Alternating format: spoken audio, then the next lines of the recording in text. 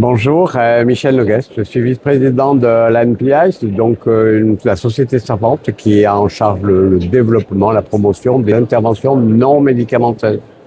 Sujet complexe parce que bien souvent, on ne sait pas trop sous quelle définition on est intervention non médicamenteuse, mais pour nous, il s'agit de promouvoir justement celles qui sont parfaitement validées, probantes scientifiquement et pour se démarquer, je dirais, de pratiques qui sont non conventionnelles, tout simplement. Voilà. Donc on a eu une première phase qui a consisté à mettre en place un référentiel des interventions non médicamenteuses. En fait, c'est un catalogue, tout simplement, ces interventions. Les interventions sont des protocoles, donc avec un amont, la définition du contexte, les pratiques et un aval, bien entendu, le suivi de la personne. Donc ce catalogue des interventions non médicamenteuses est aujourd'hui venu totalement à maturité.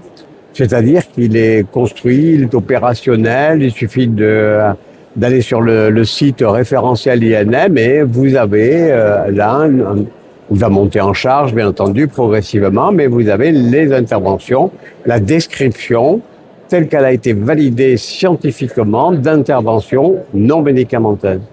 Mais aujourd'hui, on s'est aperçu que ça suffit pas. Parce qu'il faut adapter le langage qui est dit dans les interventions, pour ces interventions, dans le référentiel, il faut l'adapter aux pratiques des professionnels, aux pratiques même du grand public, de l'ensemble des acteurs de la santé. Parce que c'est comme si on parlait un langage totalement différent.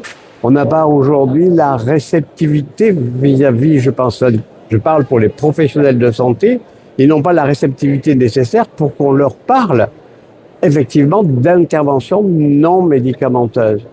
Ils savent très bien réagir quand il s'agit de la définition d'un médicament ou d'un protocole interventionnel ou invasif, etc. Ils connaissent les bons mots. Mais aujourd'hui, quand je discute avec un médecin, il me dit « c'est quoi ça? Je comprends pas le protocole, cette description ».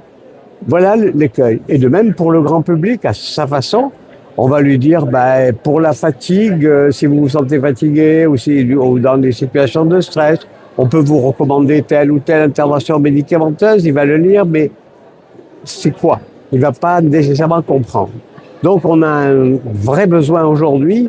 C'est plus que de la communication, c'est de traduire tout le travail qui a été fait dans ce catalogue des interventions non médicamenteuses, de le traduire à la fois sur le plan professionnel, sur le plan du grand public également.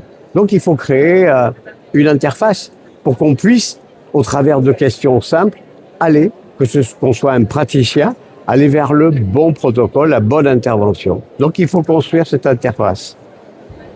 Bien sûr, aujourd'hui on va faire par recours à l'IA.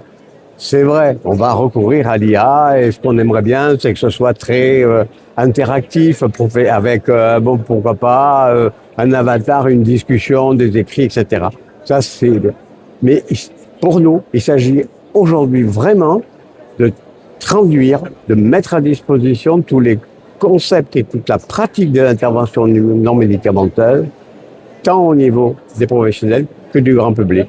Voilà le projet qu'on va construire, qu'on présentera au moment du summit du mois d'octobre, notre congrès international, et qu'on va développer sur l'année qui vient, de façon à ce que les INM fassent partie du quotidien, notamment des professionnels et de tous les acteurs de la santé.